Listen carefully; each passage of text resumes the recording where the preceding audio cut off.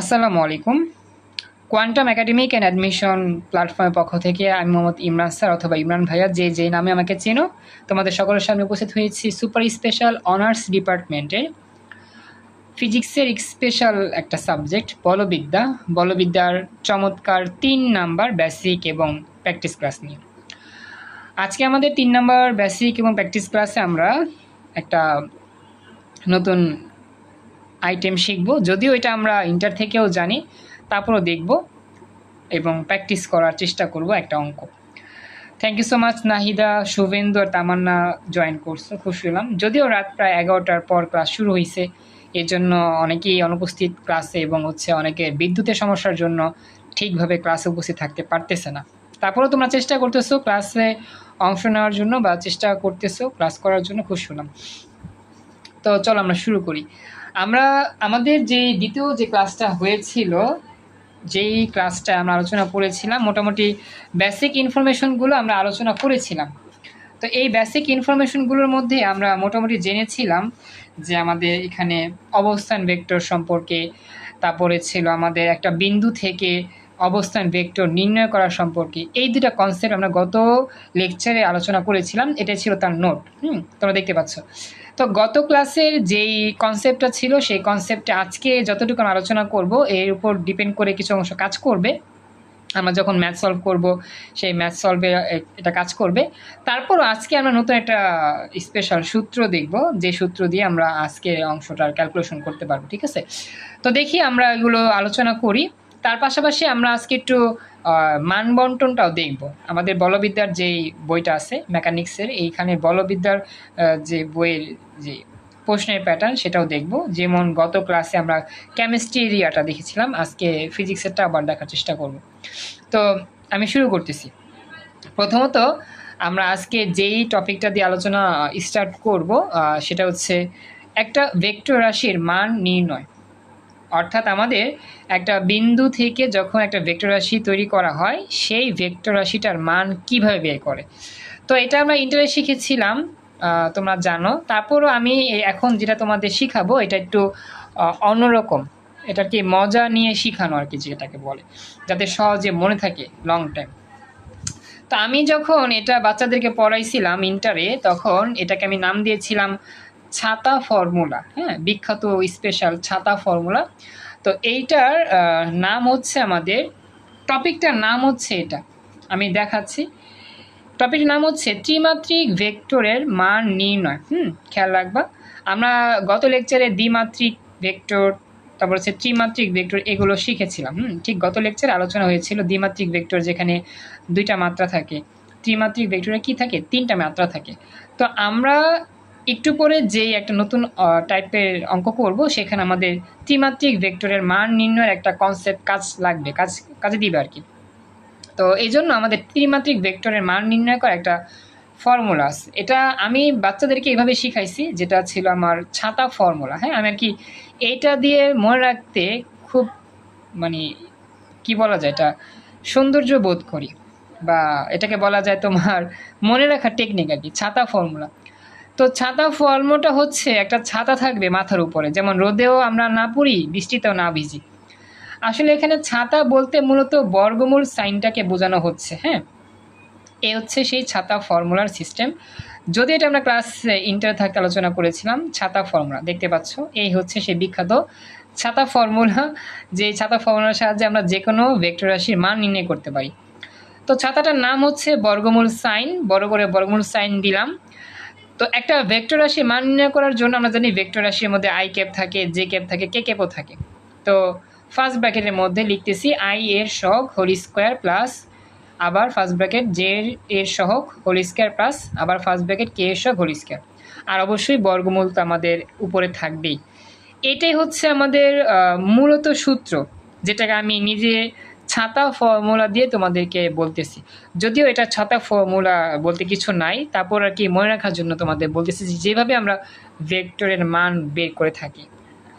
তো দেখো তো তোমরা এই অংশটা বুঝতে পেরেছো কিনা বা মনে পড়ে কিনা। তোমরা দেখছিলা ইন্টারে থাকতে এটা প্র্যাকটিস করছো বা জানো। শুভেন্দু, নাহিদ আর হচ্ছে তামান্না, দেখো তো মনে পড়ে কি সূত্রটার কথা। ভেক্টর রাশি মান নির্ণয় সূত্র যখন আমাদের ত্রিমাত্রিক অবস্থা থাকে। আচ্ছা, এটা গেল। তো এটা আমাদের কাজে লাগবে। আজকে আমরা যেই অঙ্কটা করব, যে কনসেপ্ট থেকে, সেই কনসেপ্টের জন্য এই অংশটা কাজে লাগবে। তো এটা তো গেল, এটা হচ্ছে সূত্রের বিষয়। আমরা দেখতে পাবো যে আমাদের একটা ভেক্টর রাশি দেওয়া আছে, যেখানে I cap, J cap, K cap এগুলো দেখা যাচ্ছে, এবং এদের যে সহগগুলো আছে সেই সহগগুলো দেখা যাচ্ছে, আমরা এগুলো দেখতে পাবো। এবার এগুলো মানগুলো ব্যবহার করে আমরা কি করব, জাস্ট ভেক্টর রাশির মানটা নির্ণয় করব। নাহিদা আর তামান্না যদি কোনো প্রশ্ন থাকে বলতে পারো। এই জায়গার মধ্যে কোনো প্রশ্ন আছে কি তোমাদের? নাহিদা, তামান্না? আচ্ছা, এখন আমরা প্রশ্ন নিব। হ্যাঁ, আমরা এখন প্রবলেম 1টা সলভ করব। এটা আমাদের মূল বইয়েরই প্রবলেম। আমি প্রবলেমটা লিখে রেখেছি নতুন করে, মেন বইয়ের একটা প্রবলেম।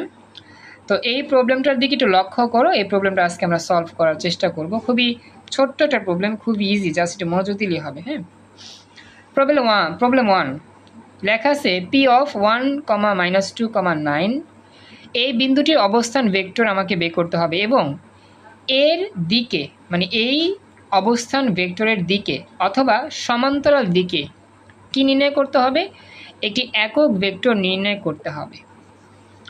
এখানে আমাদের দুইটা প্রশ্ন। প্রথম হচ্ছে আমাদের বিন্দু থেকে বিন্দুর অবস্থান ভেক্টর বের করতে হবে, এরপরে বের করতে হবে যে এই বিন্দুটার যে ভেক্টরটা তৈরি হবে, অবস্থান ভেক্টর, সেই অবস্থান ভেক্টরের দিকে সমান্তরাল একক ভেক্টর নির্ণয় করো, বা সংক্ষেপে একক ভেক্টর নির্ণয় করো। এটা হচ্ছে আমাদের প্রশ্ন। সবাইকে বলতেছি, সবাই কি প্রশ্নটা বুঝতে পেরেছো? এখানে কি কি বের করতে বলছে?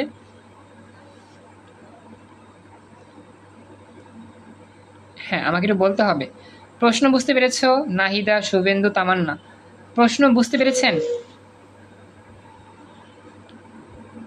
আমার কথা কি ক্লিয়ার শুনতে পাচ্ছ, দেখতে পাচ্ছ?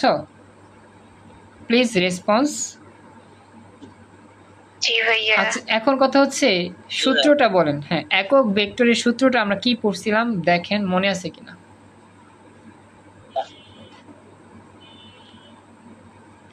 হ্যাঁ, একজন বলেন তো, একক ভেক্টরের সূত্রটা আমরা কি পড়েছিলাম, একটু আমাকে বলেন। Try it. কেউ পারবে না? ভয়েসে বলতে পারো। হ্যাঁ, তামান্না আবার বলো, বুঝতে পাইনি, আবার বলো।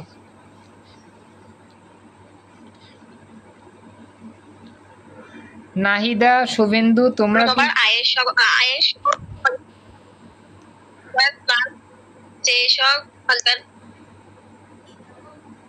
আসলে আমি মেন সূত্র, একক ভেক্টরের মেন সূত্রটা জানতে চাচ্ছিলাম, বিশ্লেষণ না, মেন সূত্রটা কি ছিল? শুভেন্দু, নাহিদা, তোমরা বলো বলো, নাহিদা বলো, শুনতে পাইনি, আবার বলো। AB vector divided by AB ভেক্টরের মান। আচ্ছা, নাহিদা বলছো এবি ভেক্টর বাই এবি ভেক্টরের মান। হ্যাঁ, ভেরি গুড, খুবই সুন্দর উত্তর। কিন্তু এখানে আসলে এবি ভেক্টর তো না, এখানে একটা বিন্দু দিয়ে ভেক্টর তৈরি করতে হচ্ছে। তো ঠিক আছে, নাহিদার উত্তর রাইট। আমি তারপরও ওই নোটটা তোমাদের একটু দেখা দিই, যেহেতু তোমাদের অনেকে হয়তো বা এখন এই মুহূর্তে মনে পড়তেছে না, বা ক্লিয়ারলি বুঝতেছো না আসলে কি জানতে চাচ্ছিলাম। আমি একটু দেখা দিলে হয়তো বা ক্লিয়ার হবে। আমি বের করতেছি। হ্যাঁ, আমরা প্রথম ক্লাসেই তো মেবি যেটা পড়ছিলাম, আমি নোটটা একটু বের করে দেখি। আমরা কিন্তু এই যে এই একক ভেক্টরের কনসেপ্টটা পড়েছিলাম একবার ফার্স্টের দিকে, মেবি আমি তোমাদেরকে পড়াইছিলাম, দেখো মনে পড়ে কিনা। হ্যাঁ, এই হচ্ছে সেই নোটটা। আমরা দেখেছিলাম একক ভেক্টরের যে মেন ফর্মেট, সেটা ছিল ভেক্টর রাশি ডিভাইডেড বাই ভেক্টরের মান। এটা কিন্তু আমাদের একক ভেক্টরের যে সূত্র ছিল, একক ভেক্টর বলো বা সমান্তরাল একক ভেক্টর বলো, তাই না? তুমি এগুলো কিছু মুখস্থ করো বা না করো, কোনো সমস্যা নাই। মেন হচ্ছে এটা, বাংলা কথাটা, একক ভেক্টর সমান সমান ভেক্টর রাশি, নিচে হবে ভেক্টর রাশিটির মান, ভেক্টর রাশি বাই ভেক্টর রাশিটির মান। তোমাদের কি এইটা মনে আছে সূত্রটার কথা? আমি এটা জানতে চাচ্ছিলাম, মানে এটাই আমি তোমাদের কাছ থেকে জানতে চাচ্ছিলাম, এটা কি মনে আছে তোমাদের? এটা মনে রাখতে পারলে সমস্যা নাই, যাও, এটা মনে রাখতে পারলেই যে কোনো একটা ভেক্টরের একক ভেক্টর বের করতে পারবা। এগুলো মনে রাখার কোনো প্রয়োজন নাই, এ বি সি দিয়ে কিছু মনে রাখার প্রয়োজন নেই। মেন ফরম্যাট হচ্ছে এইটা। পরীক্ষার মধ্যে যে এ বি দেওয়া থাকবে এরকম কোনো কথা না, যেমন এখানে পি দেওয়া আছে, কিউ দেওয়া থাকতে পারে, আর দেওয়া থাকতে পারে, তো তখন এই সূত্র তো আর বুঝবা না যে পড়ছি একটা আইসে আরেকটা। তো এটা তো হচ্ছে জাস্ট ফরমেশন, দেখানো আর কি। মেইন বিষয়টা হচ্ছে এই বাংলা কথাটা, যে কোনো একটা একক ভেক্টর বের করার নিয়ম হচ্ছে সেই ভেক্টর রাশিটার উপরে লিখে দিবা এবং তার মান লিখে দিবা নিচে। এখন ভেক্টর রাশির মান বের করবো কীভাবে, ওই যে ছাতার ফর্মুলা শিখছি একটু আগে, ঠিক সেইভাবে। শুভেন্দু, নাহিদা, এবার কি বুঝতে পারছো? নাহিদা উত্তর ঠিক আছে, রাইট, নাহিদা ঠিকই বলছো, কিন্তু আমি চাচ্ছিলাম বাংলা উত্তরটা যে আসলে কী শিখছিলাম মেইন ক্লাসে, এই হচ্ছে মূল বিষয়। ওকে, তাহলে চলো আমরা শুরু করি। তো সমাধান শুরু করতেছি। গিভেন, প্রথমত লিখবো গিভেন বা যা দেওয়া আছে, কি লেখা আছে, বিন্দু হচ্ছে পি বিন্দু, তো লিখবো পি বিন্দুর স্থানাঙ্ক, পি বিন্দুটির স্থানাঙ্ক সমান সমান 1, -2, 9। এখন আমাদের কাজ কি? কাজ হচ্ছে ভেক্টর রাশি বের করা। আমরা জানি একটা বিন্দু থেকে ভেক্টর রাশি বের করা যাচ্ছে। তোমরা বলো তো পি বিন্দুটির ভেক্টর রাশি উত্তর কত হবে? পি বিন্দুটির ভেক্টর রাশির উত্তর কত হবে? পি বিন্দুর যে ভেক্টর সেটা উত্তর কত হবে? এখান থেকে দেখে বলো।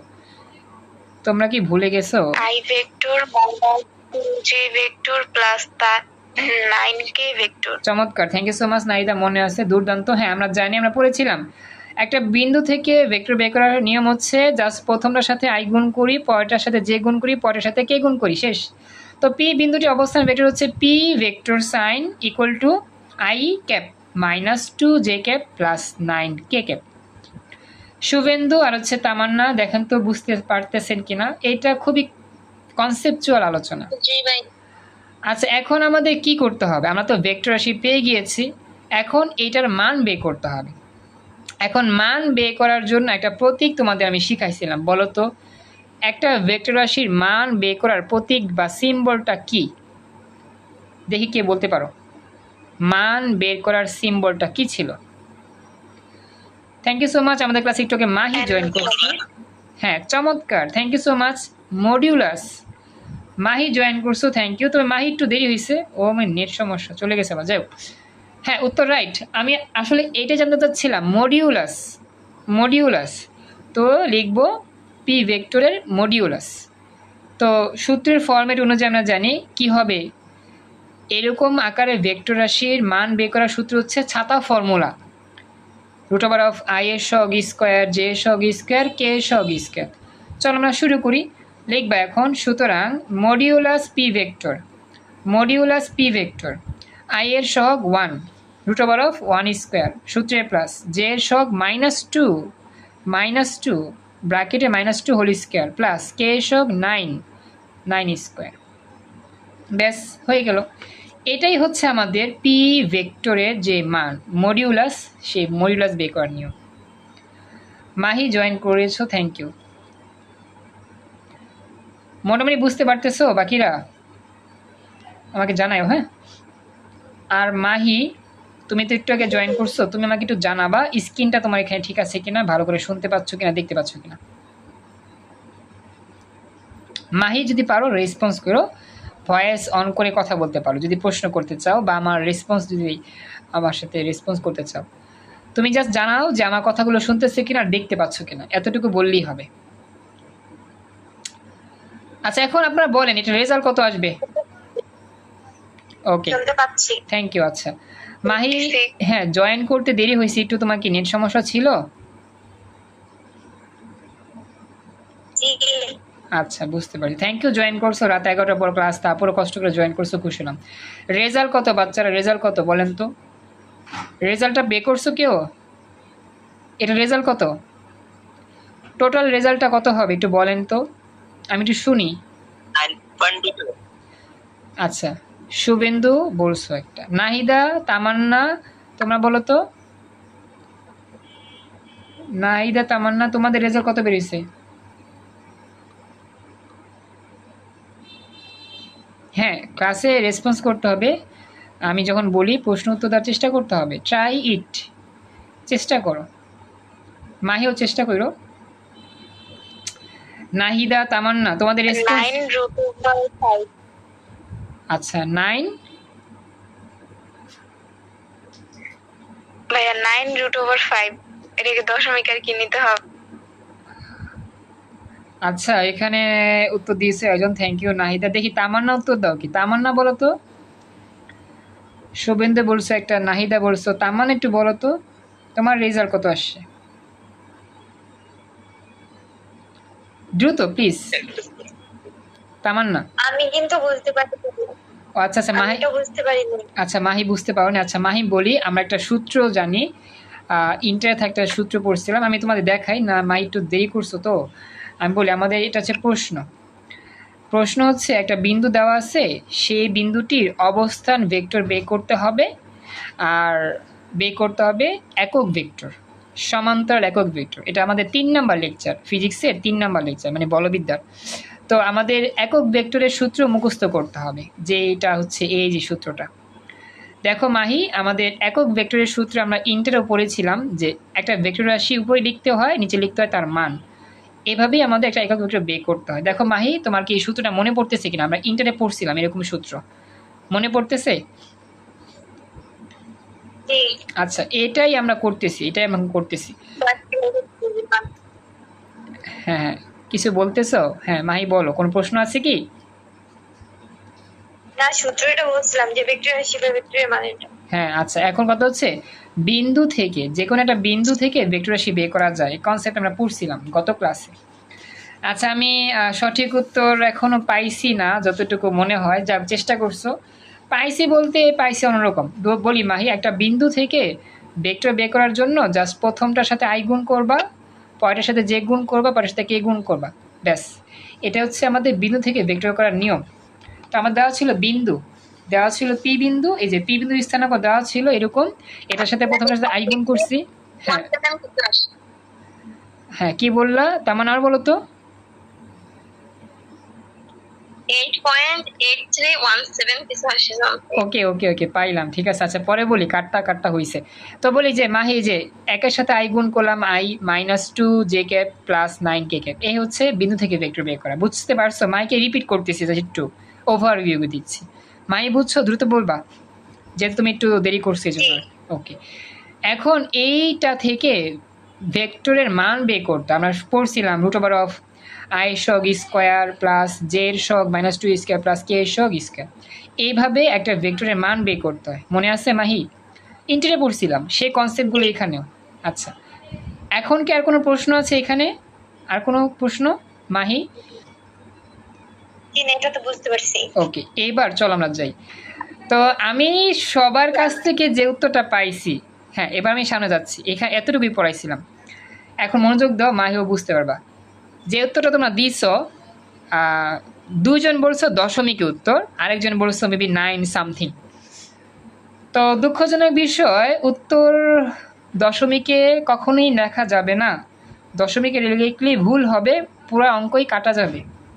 বি কেয়ারফুল থাকবেন, এই অধ্যায়ের এই অঙ্কগুলোতে কখনোই দশমিকের রেজাল্ট বসানো যাবেই না, ঠিক আছে? বি কেয়ারফুল থাকবেন, এই জন্য আপনাদের কাছ থেকে উত্তর চাচ্ছিলাম, দেখি কে কে সঠিক উত্তর বলতে পারেন। চেষ্টা করছো দশমিক উত্তর দেওয়ার, মানে দিছো একটা উত্তর, কিন্তু ওই উত্তরটা গ্রহণযোগ্য নয়। তো এখানে সঠিক উত্তরটা হচ্ছে √86। √86। এখন 86কে 9 বানাইছো, হ্যাঁ, না না তামান্না, 78 তো হওয়ার কথা না। দেখো 9 নং 81, 4 2 গুণা 4, 1 একে 1, 86 আসে, 78 তো আসার কথা না। আচ্ছা নাহিদা একটা উত্তর দিয়েছিল 9 সামথিং, এটা কি ভেবে দিছো নাহিদা? এটা আমাকে জানাও তো, তুমি কি এখানে 86 কে আর কি ভাঙাইছো? 81 + 5 এ কনভার্ট করে, তারপরে যে 81 তো রুট করা যায়, ওইটাকে রুট করে বাইরে নিয়ে এসে তারপরে যতটুকু রুট করা যায় না অতটুকু মানকে আমি রুটের মধ্যে রেখে দিয়েছিলাম। আচ্ছা বলি, এটা কষ্ট করতে হবে না, মনে রাখবেন যদি বর্গমূল সাইনের মধ্যে যদি আমাদের ভ্যালিড মান আসে, অর্থাৎ √9, √25, √64, √81, সেক্ষেত্রে রেজাল্টটা আমরা পেয়ে যাব সুন্দর 2, 3, 4, 5 এরকম। যদি এরকম ভ্যালিড মান না আসে, এরকম আমাদের দশমিকযুক্ত মান আসে, তো সেটাকে আর কাটাকাটি করার কোনো প্রয়োজন নাই, যা আসবে তাই রেজাল্ট। যেমন √86 ছিল। নাহিদারটা ঠিক আছে, নাহিদা যে উত্তর দিয়েছে এটা ঠিক আছে, বাকিরা যে উত্তর দিয়েছে এটাও ঠিক আছে, কিন্তু দশমিক মান গ্রহণ করা যাবে না কখনো, আর এটাকে ভাঙার প্রয়োজন নাই, প্যারা নাই, সময় নষ্ট হবে শুধু শুধু। যা আসবে তাই রেজাল্ট। যদি ভ্যালিড মান আসে তাহলে আমাদের রেজাল্টটা দিয়ে দিবা বর্গমূল এর পরিবর্তে, আর যদি দশমিক আসে প্রয়োজন নাই লেখার, ওই অতটুকু মান রেখে দেবা, মানে দশমিকের আগের লাইনটুকু রেখে দিবা, তাহলেই হয়ে যাবে। মন থাকবে? রুট ওভার তো পরিবর্তন হবে না? মাহির প্রশ্ন বুঝতে পারিনি, রুট ওভার পরিবর্তন বলতে? মানে রুট ওভার তো থাকবেই। হ্যাঁ অবশ্যই রুট থাকবে, হবে না। হ্যাঁ, কারণ আমাদের এখানে রুট 86 এর রুট করলে দশমিক আসে, দশমিকের মান গ্রহণযোগ্য না, দিলে কাটা, খেয়াল রাখতে হবে।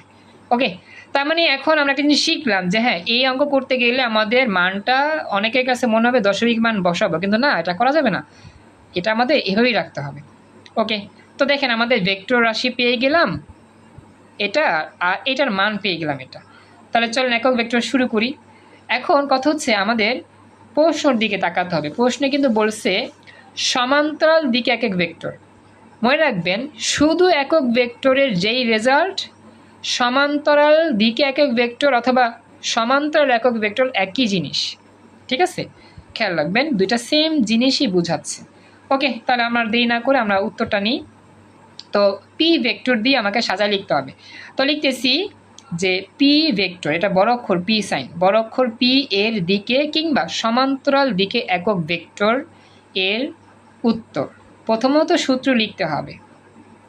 প্রথমত আমরা সূত্র লিখে দিব। সূত্রটা হচ্ছে কি, ছোট অক্ষর পি। আমরা সবাই জানি যে আমাদের একক ভেক্টরগুলো অলওয়েজ কি হয়, ছোট অক্ষরের সিম্বলে হয়। তো ছোট অক্ষর পি ক্যাপ, পি ক্যাপ দিতে হবে, কি ক্যাপ না দিলে আমার নাম্বার কাটা, ক্যাপ দিতে হবে, যেহেতু এটা ভেক্টর রাশি। P cap equal to vector রাশি বাই ভেক্টর রাশির মান, এটা হচ্ছে ওই যে ভেক্টর রাশি উপরে আর হচ্ছে মান মডুলাস। দেন তুমি ভেক্টর রাশির যে ইয়াটা ছিল পরিচয়, I cap minus 2j cap plus 9k cap লিখবা, নিচে হচ্ছে যে মান পেয়েছো সেই মান লিখে দিবা, এটাই আনসার। কিন্তু দশমিক দিলে আবার হবে না, কাটা যাবে। রেজাল্ট এভাবেই রাখতে হবে। তুমি চাইলে এটাকে ভাঙতে পারো, যেমন I by root 86 minus 2j by root 86 plus 9k by 86, এটাও করা যায়, প্রয়োজন নাই সমানস্য, শুধু শুধু এতটুকুই রেজাল্ট। এই হচ্ছে পুরো অঙ্কটা। মাহি, নাহিদা, শুভেন্দু, তামান্না, লেখার সিস্টেম বুঝতে পারছো? কীভাবে লিখলে সময়ে কম সময়ে পারা যাবে বা কী কী স্কিপ করতে হবে, মনে থাকবে?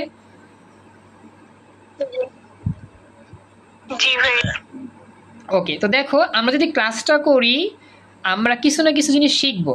অনেকে বলতে পারো যে ভাইয়া এগুলো তাই ইন্টারে পড়ে আসছি, কি জ্ঞান জ্ঞান প্যান প্যান করতেছেন, এগুলো কেন নতুন করে শেখান লাগে। আসলে একটা বিষয় মনে রাখবা, যেই বিষয়টা তুমি একবার শিখছো, হইতে পারে সেই শিখার মধ্যে কিছু না কিছু ল্যাকিংস থাকতেই পারে, তাই না?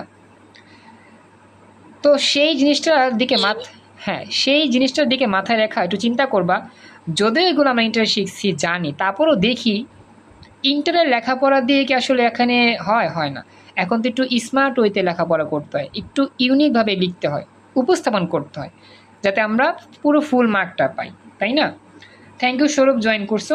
তো যেটা বলতেছিলাম, তো যদিও এগুলো আমরা জানি শিখছি, তারপরও এগুলো দেখতেছি কেন, যদি কোনো ভুল করে থাকি, যেমন একটু আগে আমরা দশমিকে মান নিচ্ছিলাম অনেকে, যেটা মারাত্মক ভুল ছিল, তো এটা এখন আমরা শিখলাম যে দশমিকে মান গ্রহণযোগ্য না। তো এরকম তো অনেক কিছু আমাদের অজানা থাকতেই পারে। একই জিনিস যদি বারবার দেখি তাহলে আমাদের হয়তো বা ভুলগুলো সংশোধন হবে। লেখাপড়া তো আর ক্ষতি নাই, একদিন আগে শিখলেও কি পরে শিখলেও কি, শিখতে তো হবে, তাই না? আমাদের ইন্টারের যে লেখাপড়াগুলো মেইন লেখাপড়া, ইন্টারের ম্যাক্সিমাম জিনিসে আমাদের অনার্সে আছে। তার মানে কি ইন্টারে যা পড়ছি অনার্সে এসে পড়বো না? এই যে বইগুলো যে আমরা তৈরি করছি, যে এই বইটা, এই বলবিদ্যার মধ্যে যেগুলো আছে, ভেক্টর আছে, এটা সেটা কত কিছু, এগুলো কিন্তু আমরা ম্যাক্সিমাম ইন্টারে পড়ছি। তাহলে কি এখন এই বইটা পড়া যাবে না, বা এগুলোকে আমরা স্কিপ করে যাবো যেহেতু আমরা ইন্টারে পড়ছি আর লাগবে না? বিষয়টা এরকম না। বিষয়টা হচ্ছে ইন্টারে পড়েছিলাম ইন্টারের কনসেপ্ট দিয়ে, ইন্টারের ছোট ছোট বিষয় দিয়ে, এখন অনার্সে উঠছি, বড় হয়েছি, আমাকে একটু বিশদভাবে শিখতে হবে, উপস্থাপন করতে হবে ইন্টারের চাইতে আরও একটু স্মার্ট ওয়েতে, যাতে করে আমরা মার্কটা অনার্সের মতোই পাই। এই হচ্ছে বিষয়। আর যে জিনিসটা আমরা ভুল করি বেশি, সেগুলো একটু স্কিপ করতে পারি, কোথায় কী ব্যবহার করলে আমাদের রেজাল্টটা ভালো আসবে বা মার্কটা ফুল পাবো, সেভাবে আমাদের শিখতে হবে। এই হচ্ছে মূল বিষয়। তো মেসেজ হচ্ছে এটাই, যদিও এগুলো আমরা অনেকে ইন্টারে পারি, জানি, শিখছি, তারপরে শিখবো কেন, কারণ আমাদের এগুলোই ইন্টারের থেকে এখন বিশদ হয়ে শিখতে হবে, ডিপলি আলোচনা করতে হবে। কারণ এই জায়গার মধ্যে যেগুলো আমরা শিখবো এগুলি আমাদের সামনের পরীক্ষাগুলোতে কাজে লাগবে ইনশাআল্লাহ। ওকে, কিন্তু কিছু কিছু টপিক থাকবে যেগুলো ইন্টার আমাদের ছিল না, সেটা তো আমরা আলাদা শিখবো, কিন্তু এগুলো আমাদের জানতে হবে, প্র্যাকটিস হয়ে এগুলো আর কি। ক্ষতি তো আর নাই। তো আমাকে জানাও এইখানে কি কারো কোনো প্রশ্ন আছে? এনিওয়ান কোনো কিছু বলতে চাও কেউ? যেমন মাহি, তামান্না, শুভেন্দু, নাহিদা, কোনো প্রশ্ন আছে কারো এই অঙ্কে? না ভাইয়া। ওকে, তাহলে চলো। না ভাই। হ্যাঁ, তাহলে চলো আমরা একটু যাই, আমাদের একটু মান বন্টনের দিকে একটু না যাই। হ্যাঁ, তো মান বন্টনটা আমি কিন্তু দেখা দিই।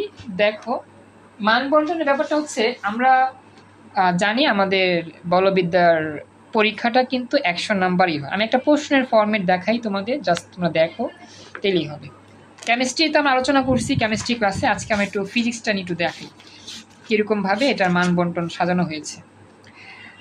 জাতীয় বিশ্ববিদ্যালয়ে ভর্তি পরীক্ষার যে বার্ষিক পরীক্ষা, বার্ষিক বলতে যেটাকে আমরা বুঝি year final, first year final বা second year, third year, fourth year final. তো এই হচ্ছে একটা প্রশ্ন। হ্যাঁ, তো নাম্বার কিন্তু 100 নাম্বার, রসায়নে ছিল 80 নাম্বার। তো এখানে কিন্তু আমাদের সময় 4 ঘন্টাই থাকে আগের মতো। ক বিভাগ, খ বিভাগ আর হচ্ছে গ বিভাগ রসায়নের মতো সেম। তো এখানে ক বিভাগে কিন্তু 20টা প্রশ্ন উত্তর করতে হয়, রসায়নে কিন্তু এত বেশি ছিল না, কম ছিল, 20টা প্রশ্ন। তো এই প্রশ্নগুলো কীরকম হয়? খুবই সিম্পল প্রশ্ন। কিছু কিছু ক্ষেত্রে সংজ্ঞা লিখতে হয়, সূত্র লিখতে হয়, শর্ত লিখতে হয়, এগুলোই আর কি। ফিজিক্স যেহেতু এখানে কিছু শর্ত থাকবে, সূত্র থাকবে, কিছু ব্যাখ্যাও থাকবে, জাস্ট বিষয় ছোটো ছোটো, আবার একক থাকবে, মাত্রা থাকবে, এগুলো ঠিক আছে। এগুলো আমরা কিন্তু সেই 9-10 থেকে পড়ে আসি। তো এরকম থাকবে অনেকগুলাই, 20টা বেশিই থাকবে, 20টা উত্তর করতে হবে, প্রতিটায় 1 নাম্বার করে 20-এ 20, ঠিক আছে। এটা হচ্ছে ক বিভাগ, এখানে কোনো প্যারা নাই। পরবর্তী যে বিভাগটা আছে খ বিভাগ, আমি যাচ্ছি দেখাচ্ছি। খ বিভাগের মধ্যে আমাদের একটু ঝামেলা, খ বিভাগ থেকে শুরু করে ঝামেলা গ বিভাগ পর্যন্ত। খ বিভাগে আমাদের কিন্তু 40 নাম্বার, এখানে আবার 5টা প্রশ্ন উত্তর করতে হবে। প্রত্যেকটা প্রশ্নের মধ্যে আবার আছে 2টা করে অংশ আছে, কখনো 3টাও থাকতে পারে, কিন্তু মিনিমাম 2টা থাকে। যেমন 2-এর মধ্যে ক খ আছে, ক উত্তর করতে হবে, খ উত্তর করতে হবে। আবার এখানে ইংরেজি লেখা আছে, মনে রাখবা অনার্সের যে প্রশ্নের প্যাটার্ন এটা ইংলিশে থাকে। কেন? অনেকে ইংলিশটা শিখে, ইংলিশটা লিখে, তাদের জন্য ইংরেজি। আবার তোমাদের তো হচ্ছে বাংলা, তো তোমরা বাংলাটা উত্তর দিবা আর কি। একই প্রশ্ন, একটা হয় বাংলা ফন্টে, একটা হয় কি ইংরেজি ফন্টে, এই আর কি। তো এই হচ্ছে বিষয় আর কি। তো এরকম আমাদের থাকে 5টার বেশি প্রশ্ন, 5টা উত্তর করতে হয়, এবং প্রত্যেকটা প্রশ্নের জন্য হচ্ছে 8 নাম্বার, খুবই সেন্সিটিভ। প্রত্যেকটা প্রশ্নে কত নাম্বার? 8 নাম্বার। সাপোজ তুমি 2-এর ক পারলা, খ পারো নাই, সমস্যা নাই, তুমি 4 নাম্বার পাবা। কি বললাম? 2-এর ক পারছো, খ পারো নাই, তাহলে কত নাম্বার পাবা? 4 পাবা, কারণ অর্ধেক নাম্বার। হ্যাঁ, পুরোটা মিলে হয় 8 নাম্বার, আর একটা পারলে হয় 4 নাম্বার। কথা কি বুঝতেছো? এই যে ফরম্যাট লেখা আছে 4 + 4 × 5, প্রত্যেকটা প্রশ্ন 8 নাম্বার। তবে ক খ আলাদা, যেহেতু কয়ে থাকে 4, খয়ে থাকে 4, এই দুটা মিলায় 8, এরকম 5টা প্রশ্ন, 5টা 40। এই ব্যাপারটা বুঝতে পারছো? এটা আমাকে জানাও প্লিজ, রেসপন্স করতে হবে তো। জি ভাইয়া। ওকে, এটা গেল। তো এরকম খ বিভাগে উত্তর করতে কিন্তু আমাকে একটু সময় দিতে হবে, কারণ এখানে কিছু প্রমাণ আসে, সূত্রের প্রমাণ করতে হয়, এই প্রমাণ করতে হয়, এটাকে প্রতিপাদন করতে হয়। ফিজিক্সে এগুলো একটু কিন্তু মানে একটু বড় অংশ, আবার অনেক অঙ্কও করতে হয়, ঠিক আছে। তো এগুলো একটু আমাদের সময় সাপেক্ষ, প্যারা নাই, এগুলো সহজ, পড়ালে আস্তে আস্তে হয়ে যাবে। এরপর হচ্ছে সর্বশেষ যেটা চ্যালেঞ্জিং বিভাগ, গ বিভাগ, যেখানে কিন্তু একটাতেই 10 নাম্বার থাকে। তো সেক্ষেত্রে দেখা যায় কিছু কিছু প্রশ্ন একটাই হয়, কিছু কিছু প্রশ্ন 2টাও হয়। যেমন দেখো, যে কোনো 4টা প্রশ্ন উত্তর দাও, প্রত্যেকটা 10 নাম্বার, কিন্তু খুবই বড় নাম্বার এখানে। তো এখানে সময় দিতে হয় সবচেয়ে বেশি। যেমন লেখছে স্টোকস এর উপপাদ্যটি বিবৃতি করো এবং প্রমাণ করো, তার মানে এটা কমপক্ষে তোমার 1.5 থেকে 2 পেজ লাগবে, বিবৃতি করবা এবং প্রমাণ করবা। 10টা নাম্বারের জন্য তোমাকে একটা প্রশ্ন দিছে, সেই প্রশ্ন কি অর্ধেক পেজ বা 1 পেজ লিখলেই 10 পেয়ে যাবা? কখনো না, কমপক্ষে 2 পেজ, 2.5 পেজ, 3 পেজও যেতে পারে। এটা তোমার লেখার ক্যাটাগরি ভিত্তি করে, প্রমাণের উপর ভিত্তি করে, তাই না? এটা হয়। তারপর দেখো, এই যে 11 নম্বরের মধ্যে আসছে 2টা প্রশ্ন, স্কেলার ক্ষেত্র, ভেক্টর ক্ষেত্র বলতে কী বুঝো, তাৎপর্য ব্যাখ্যা করো। আবার আসছে যে এত অবস্থানে এর কাল নির্ণয় করো। এই অঙ্কটা কিন্তু তোমরা সবাই পারো, কারণ ইন্টারে করে আসছো। তো এই দুটো মিলায় হয় 10। তো দেখা যায় কিছু কিছু প্রশ্ন থাকে শুধু প্রমাণ সংক্রান্ত, বিজ্ঞানীর বিবৃতি বলতে হয়, প্রমাণ করতে হয়, বা কিছু কিছু ক্ষেত্রে দেখা যায় তোমার মান নির্ণয় করতে হয়, কিছু কিছু ক্ষেত্রে ব্যাখ্যা দিতে হয়। ওভারঅল মিলে আমার কি আসে, 4টা প্রশ্ন করতে হয়, 4 দশে 40। তো সবচেয়ে বেশি সময় আমাকে এইখানে ব্যয় করতে হবে। কারণ মনে রাখবে একটা বিষয়, আমি তোমাদের টেকনিক শিখা দিই। যেই প্রশ্নের যেই জায়গাতে তুমি বেশি নাম্বার পাবা, তুমি সেই জায়গার প্রশ্নটা আগে করবা। আমি রিপিট করতেছি, তোমার হাতে মনে করো সময় আছে কম, 10 মিনিট। তোমাদের সময় আছে 10 মিনিট।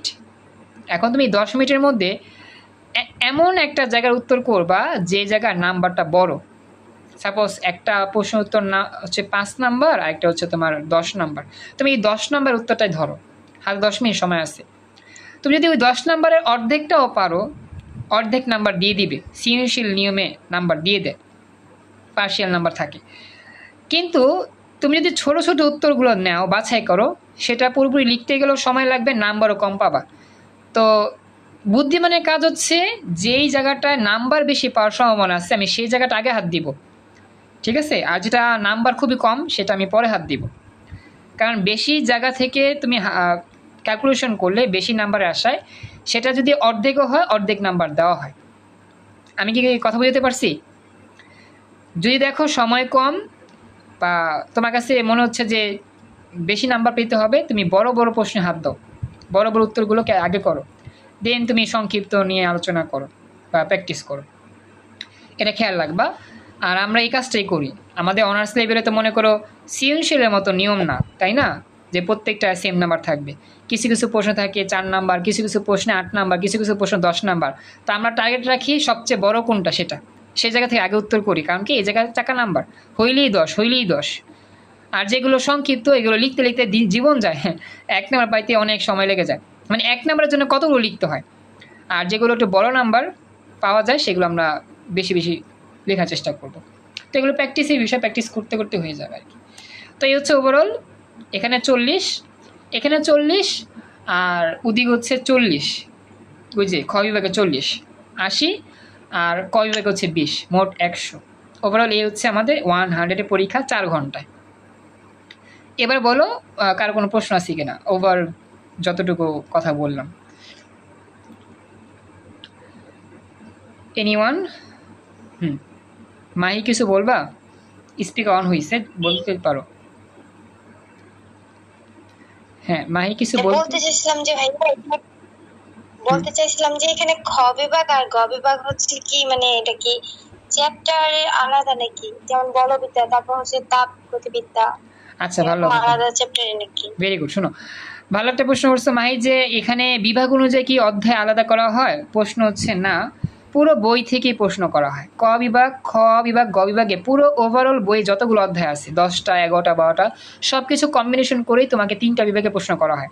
এরকম না খ বিভাগে এই অধ্যায় থেকে প্রশ্ন হয়, গ বিভাগে ওই অধ্যায় থেকে প্রশ্ন, এরকম না। ওভারঅল পুরো অধ্যায় থেকে মিলিয়ে কম্বিনেশন করে ক বিভাগের প্রশ্ন আসে, খ বিভাগ আসে, গ বিভাগ আসে। ওভারঅল পুরো অধ্যায় মিলিয়েই আসে। এটা নির্দিষ্ট না যে অধ্যায় থেকে আসবে। এখন এটা যারা প্রশ্ন করে তাদের, মানে আমি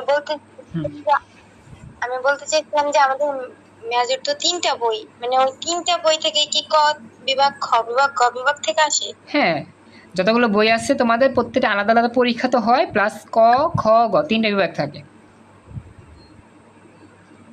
বুঝতে পারছি। ওকে, থ্যাংক ইউ মাই প্রশ্ন মানে যে একটা কোশ্চেন ছিল, জোরে বলো, জোরে। মানে বলতে চাইছিলাম যে আমাদের কি 22 সাল, যেমন আমরা তো জোর সালে পরীক্ষা দিই না, তো আমাদের কি ওই পরীক্ষার প্রশ্নগুলো সলভ করলে হবে?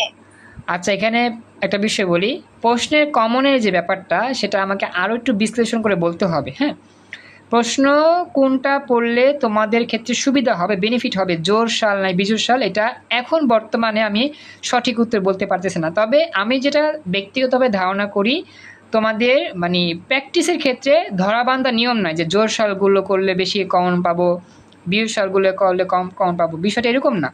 প্র্যাকটিসের ক্ষেত্রে উড়াধুরা প্র্যাকটিস, যত মনে চায় তত প্র্যাকটিস করবা। এটা হচ্ছে প্র্যাকটিসের বিষয়। তারপর একটা সম্ভাবনা থাকে যে হ্যাঁ জোর সারগুলো করলে বেশি কমন পাওয়া যায়, বিজোড় সারগুলো কমন পাওয়া যায়। এটা কিছু ক্ষেত্রে সত্যি, কিছু ক্ষেত্রে আবার মিথ্যা। এটা আমার ব্যক্তিগত ধারণা। কোনো কোনো বছর এটা হয়, কোনো কোনো বছর এটা আবার হয়ও না। কিন্তু আমার ব্যক্তিগত ধারণা, অপিনিয়ন হচ্ছে প্র্যাকটিসের সময় কোনো সাল দেখবা না, জাস্ট উড়াধুরা প্র্যাকটিস করবা যে কোনো প্রশ্ন। জাস্ট কনসেপ্টটা যদি বুঝতে পারো, যে কোনো প্রশ্ন তুমি ইজিলি সলভ করতে পারবা। এটা হচ্ছে মেইন বিষয়। আর তোমাকে মনে রাখতে হবে যে আমি জোর সাল হোক বা বিজোড় সাল হোক, যে কোনো সালই হোক আমাকে পারতে হবে, কারণ আমি এটা জানি, বুঝি। আর যদি মনে করো যে জোর সাল দেখে কম করবো, বিজোড় সাল কম করবো, এরকম যেতে না হয়, তাহলে দেখা যাবে প্র্যাকটিস কম হবে, পরীক্ষায় প্রশ্ন সহজটা আসলেও ভুলে যাবো আমরা। Practice makes a man perfect, কথাটা এরকম। তো আমাদের প্র্যাকটিসের বিকল্প নাই ভালো রেজাল্ট করার জন্য। কথা বুঝতে পারছো মাহি? জি ওকে। জি। ক্লাসের লিঙ্ক চলে গেলেই ক্লাসের লিঙ্ক শেষ হবে। এরপরে কেউ কি বলবা কিছু? নাহিদা, শুভেন্দু, তামান্না, তোমাদের কোনো প্রশ্ন আছে? না ভাইয়া। Thank you so much. আমি বাড়ির কাজ দিব না, কিছু অঙ্ক দিব, এগুলো আমাকে করে দেখাবা। যেহেতু অঙ্ক করাইছি আজকে, কি কিছু অঙ্ক দিবা, নোটটা দিব, নোটটা দিয়ে লিখে দেখাবা। আর একটা বিষয় বলি, ক্লাস যে কজনই করো, তুমি ক্লাস নিয়মিত করবা, এটাই হচ্ছে মূল বিষয়। একজন থাকলে আমি একজনকে নিয়েই ক্লাস করাবো ইনশাল্লাহ। আমি কিন্তু ওই মানুষটা না যে একজন আসলে ক্লাস করাই না। তোমাদের সাথে আমার সম্পর্ক কিন্তু অনার্সে, ইন্টারে আমার কাছে পড়ো নাই, 9-10ও পড়ো নাই। যারা আমার কাছে ইন্টার থেকে পড়ে, 19 থেকে পড়ে, ওরা জানে একজন থাকলে আমি একজন নিয়েই ক্লাস করাই। রাত 1টা পর্যন্ত ক্লাস করার রেকর্ড আমার আছে, রাত 1টা পর্যন্ত পড়াইছিলাম। তো যাই হোক, ওই কথা না বলি। তার কথা হচ্ছে যে আমার একটা ড্রিম, তোমাদেরকে নিয়ে সামনে আগাবো, তোমাদেরও ইচ্ছা শেখার জন্য চেষ্টা করতে হবে। তো এই বলেই আজকের মতো আমাদের স্পেশাল লেকচার শেষ করতেছি। নিয়মিত ক্লাস করো, আর যদি পারো ফ্রেন্ডদেরকে একটু ইনভাইট করো। ওকে। আর অবশ্যই আমার মেসেঞ্জার, হোয়াটসঅ্যাপে যোগাযোগ রাখো, যদি কোনো প্রবলেম ফেস হয় আমি পরামর্শ দেওয়ার চেষ্টা করব। আজকে আমাদের এখানে ক্লাস শেষ করলাম। নেক্সট ক্লাসে দেখা হচ্ছে স্পেশাল কোনো টপিক বা স্পেশাল কোনো বিষয় নিয়ে। আসসালামু আলাইকুম, আল্লাহ হাফিজ।